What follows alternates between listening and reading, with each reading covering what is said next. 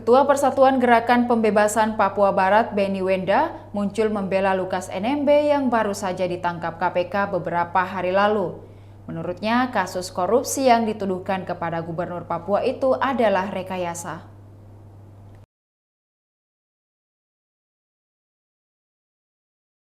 Ia bahkan meminta negara membebaskan Lukas NMB sebagaimana cuitannya di akun Twitter @bennywenda pada Rabu 11 Januari 2023. Merespon pernyataan Benny tersebut, Menteri Koordinator Bidang Politik Hukum dan Keamanan Mahfud MD menyatakan penangkapan Lukas sudah sesuai dengan proses hukum dan pemerintah tak mau dianggap takut terhadap Lukas dan kelompoknya.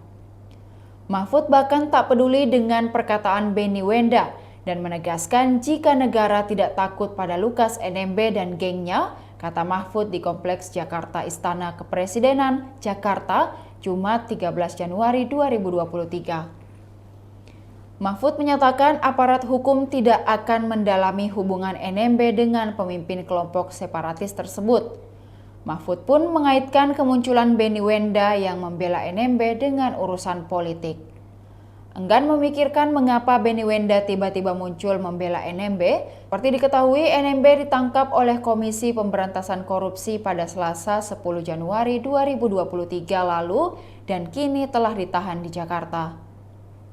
NMB merupakan tersangka kasus dugaan gratifikasi senilai 1 miliar rupiah yang telah berkali-kali mangkir dari panggilan KPK karena alasan sakit.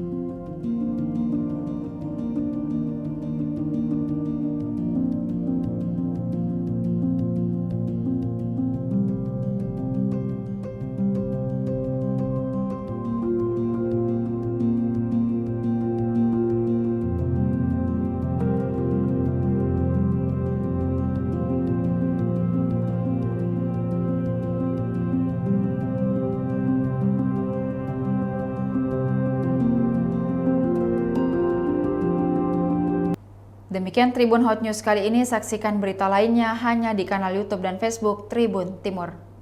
Terima kasih sudah nonton, jangan lupa like, subscribe, dan share ya!